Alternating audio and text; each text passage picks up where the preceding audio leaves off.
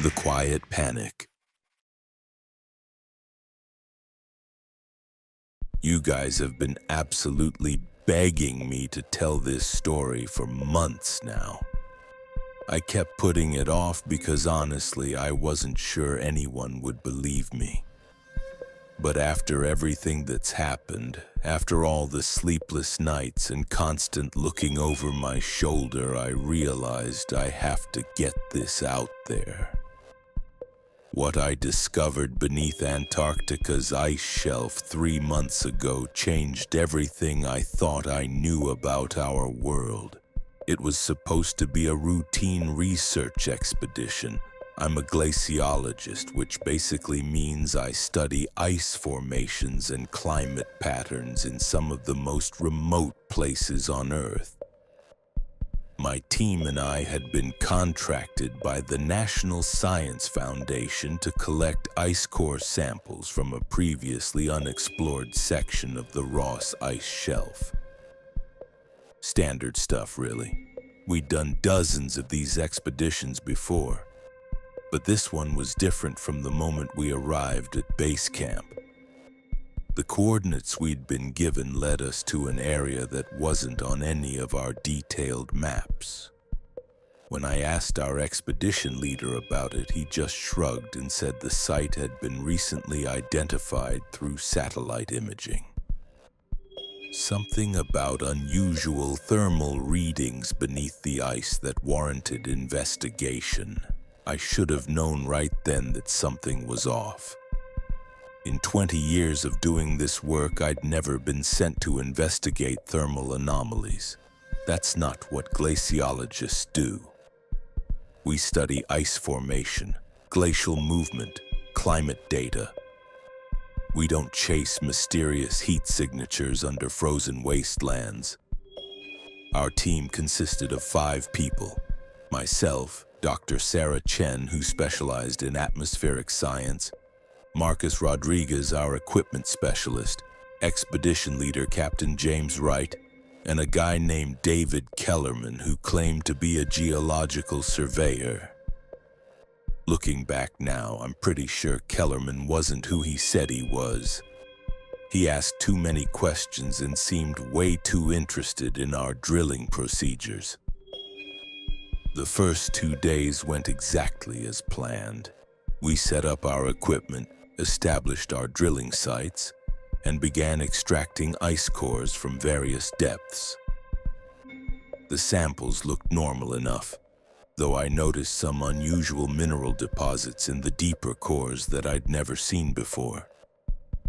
They had this almost metallic sheen to them, and when I held them up to the light, they seemed to shimmer in ways that regular ice just doesn't do. But it wasn't until day 3 that things got really weird.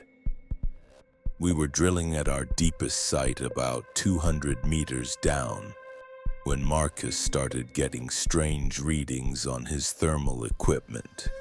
The temperature down there should have been well below freezing, but his instruments were showing pockets of warmth that made absolutely no sense. Dr. Chen was the first to suggest we investigate further.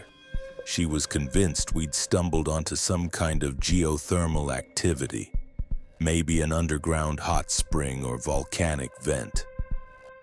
Captain Wright seemed hesitant, but the scientist in all of us was too curious to ignore what we were seeing. That's when Kellerman spoke up. He suggested we expand our drilling operation, maybe try to reach whatever was causing the thermal anomalies.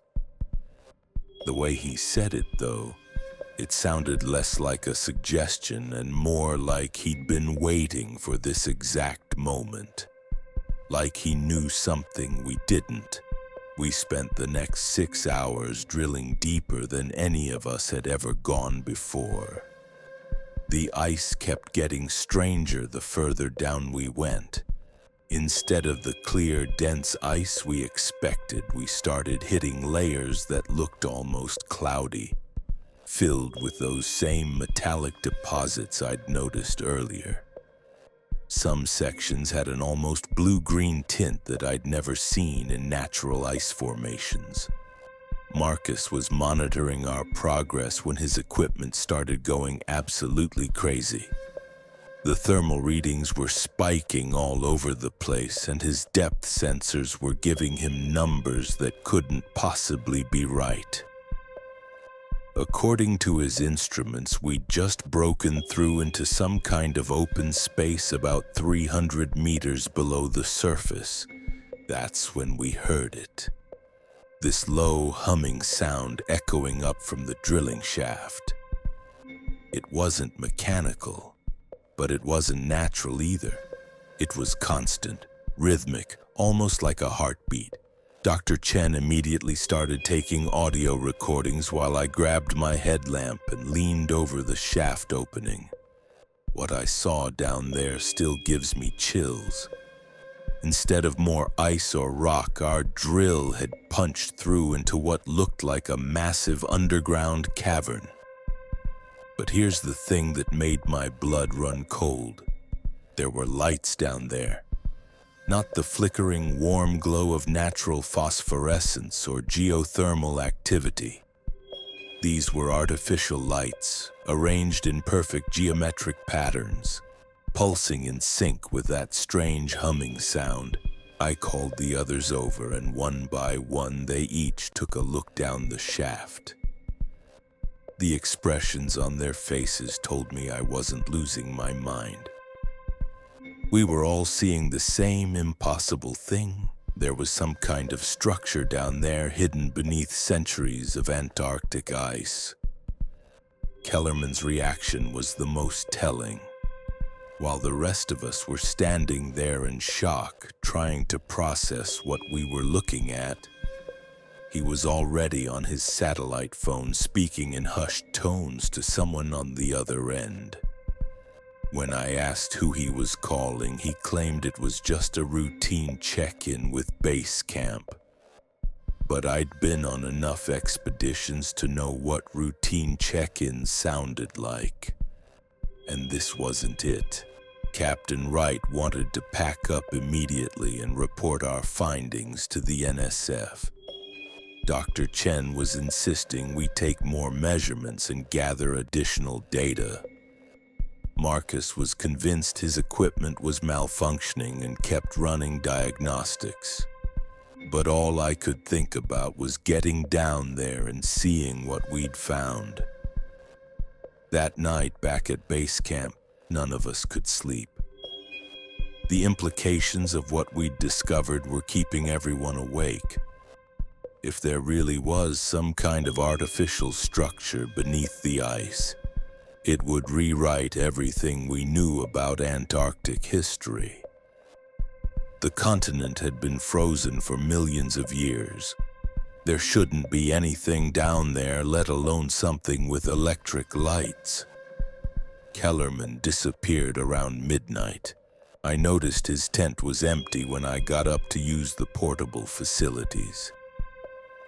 His gear was still there, but he was gone.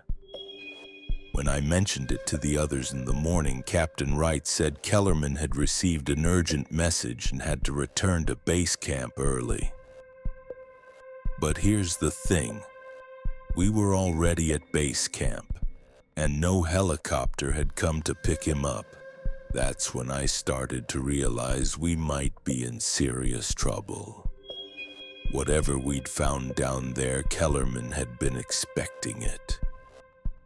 And now that we'd found it, he'd vanished without explanation, leaving the four of us alone in one of the most isolated places on Earth with knowledge of something that apparently wasn't supposed to exist. Dr. Chen suggested we continue our investigation without him. She'd spent the night analyzing the audio recordings from the shaft, and she'd discovered something incredible. The humming sound wasn't random.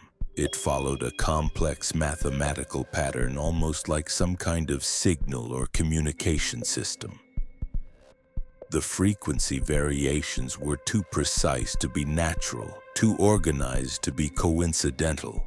Marcus had been working on his equipment all night, convinced there had to be a logical explanation for what his instruments were showing. But every diagnostic he ran came back clean. His thermal sensors were working perfectly, his depth measurements were accurate, and according to every piece of technology we had, there really was a massive artificial structure beneath our feet. That morning, against Captain Wright's explicit orders, I made a decision that would change everything. I was going down there. I had to see for myself what was hidden beneath Antarctica's ice shelf. I had to understand what we'd stumbled into and why someone like Kellerman had been planted on our team, specifically to find it. What I discovered in that underground facility would challenge everything I thought I knew about human history, about our planet, and about who might really be in control of the information we're allowed to access. But before I could fully comprehend what I was looking at, I had to figure out how to get down there alive. And that's where this story really begins. I spent the next 2 hours rigging up a makeshift rappelling system using our climbing gear and some extra rope we'd brought for securing equipment. Captain Wright was furious, threatening to radio for an immediate evacuation if I went through with what he called my reckless suicide mission. But Dr. Chen and Marcus were just as curious as I was, and they agreed to help me descend into whatever was waiting below. The descent was terrifying. As I lowered myself down the narrow shaft our drill had created, the walls around me transitioned from natural ice to something that looked almost manufactured. The surface became smoother, more uniform, with those strange metallic deposits forming intricate patterns that seemed deliberate rather than random. About halfway down, I started feeling a subtle vibration through the rope, like the entire structure beneath me was alive and breathing. When I finally reached the bottom of the shaft, I found myself standing on what could only be described as a metal floor. Not steel or aluminum, but something I'd never seen before. It had the same blue-green tint as the ice deposits above, and it was warm to the touch despite being hundreds of meters beneath the Antarctic ice shelf. The humming sound was much louder down here, reverberating through the walls and floor in a way that made my teeth ache. I activated my headlamp and started exploring what appeared to be a massive corridor stretching out in both directions. The ceiling was at least 20 feet high, supported by columns that looked like they'd been grown rather than built. Everything had these organic curves and flowing lines that seemed to pulse with that same rhythmic energy I'd been hearing from above. But it was the walls that really freaked me out. They were covered in symbols, thousands of them carved or etched into the surface with incredible precision. They weren't like any writing system I'd ever seen, not Egyptian hieroglyphs or ancient Sanskrit or anything from human civilization. These symbols seemed to move when I wasn't looking directly at them, shifting and rearranging themselves in my peripheral vision. I started recording everything with my camera, taking photos and video footage of every detail I could capture. The battery indicator showed I had about 3 hours of recording time left, which should have been plenty to document whatever this place was. But as I moved deeper into the facility, I noticed my equipment was acting strange. The timestamp on my camera kept jumping around, sometimes showing dates from years in the future, sometimes displaying symbols instead of numbers. That's when I heard the voices, faint at first, like whispers echoing from somewhere deeper in the complex. I couldn't make out words, but the cadence was definitely human speech. My heart started racing as I realized I might not be alone down here.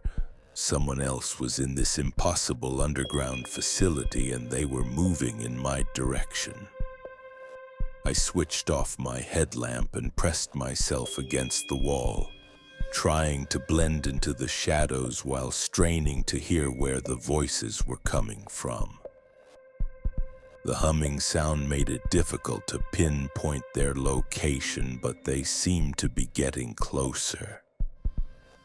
I could make out at least 2 distinct voices, maybe 3, speaking in hushed tones about something urgent. Then I heard something that made my blood freeze. One of the voices was Kellerman's. He was down here talking to people who definitely weren't part of our research team.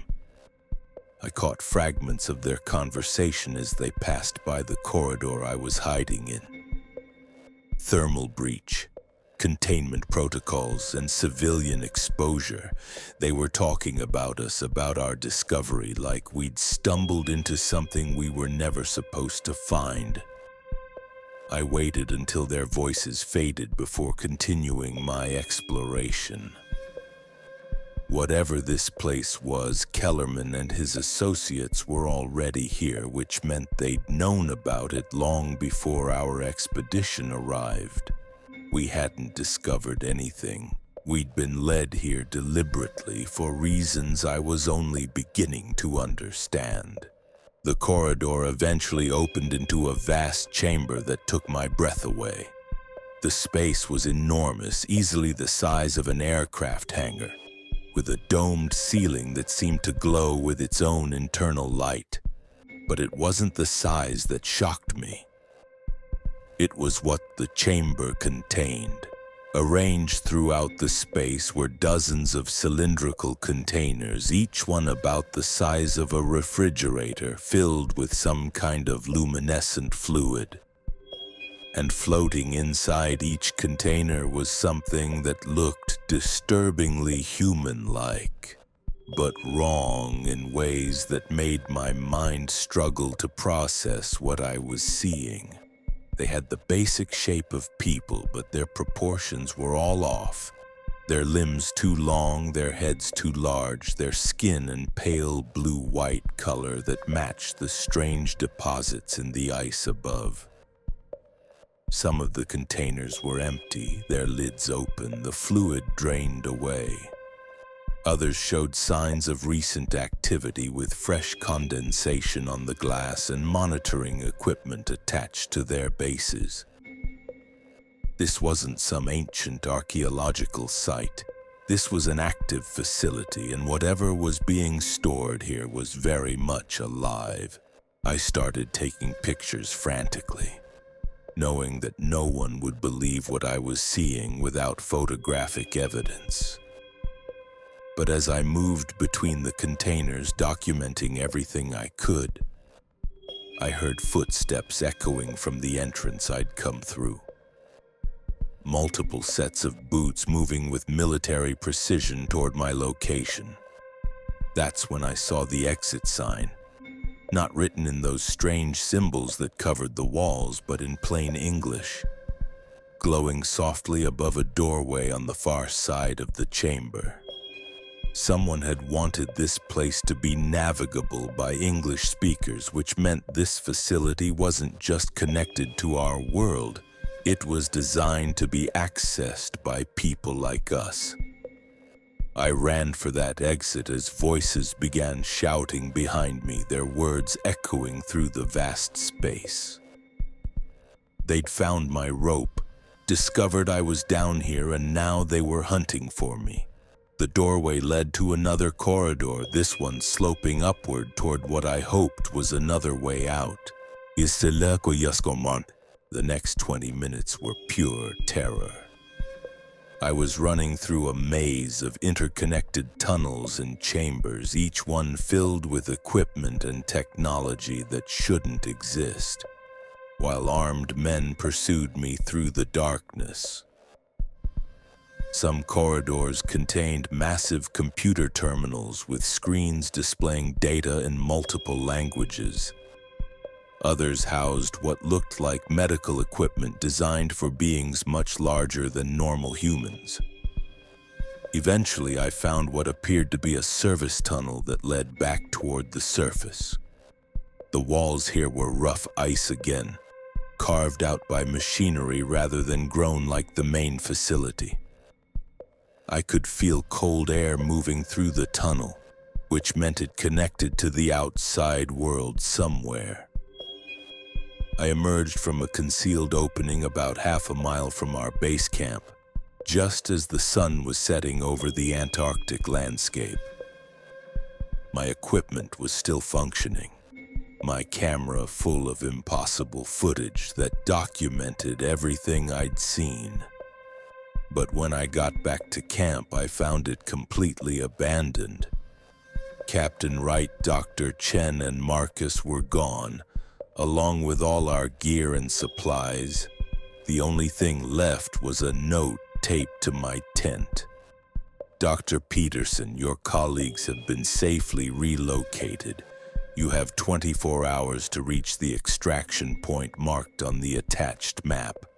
Bring all recording equipment and documentation. Do not attempt to contact outside authorities. Your cooperation ensures everyone's continued safety. I knew I had no choice. Whatever organization Kellerman worked for, they had my team and they wanted to contain what we'd discovered. But I also knew I couldn't let this story disappear completely. Before heading to their extraction point, I uploaded everything to a secure server and sent copies to colleagues I trusted around the world. That was 3 months ago. My team and I were debriefed, sworn to secrecy, and released with substantial financial compensation for our cooperation. We were told the facility was part of a classified research project, that our discovery had compromised national security, and that discussing what we'd seen would result in serious legal consequences. But I can't stay quiet anymore. Whatever's happening beneath Antarctica's ice shelf, people deserve to know about it. That facility wasn't built by any government or corporation I know of. The technology I saw down there was decades, maybe centuries ahead of anything we have on the surface. And those beings in the containers, they weren't human, but they weren't completely alien either.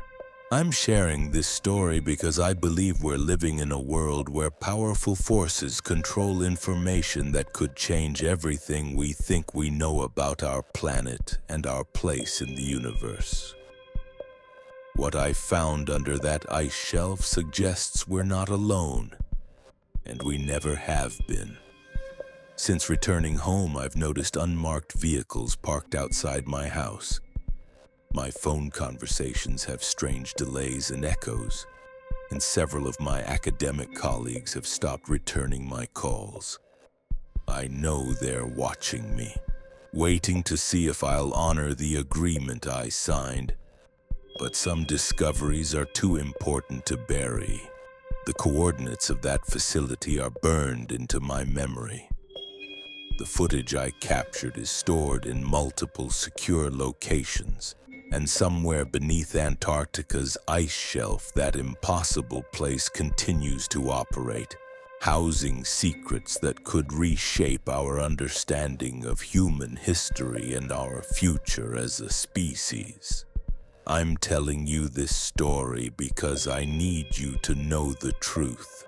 We found something down there that changes everything, and they're doing everything they can to make sure the world never learns about it. But now you know, and that's something they can't take back. Stay curious, stay questioning, and remember that sometimes the most important discoveries are the ones someone desperately wants to keep hidden.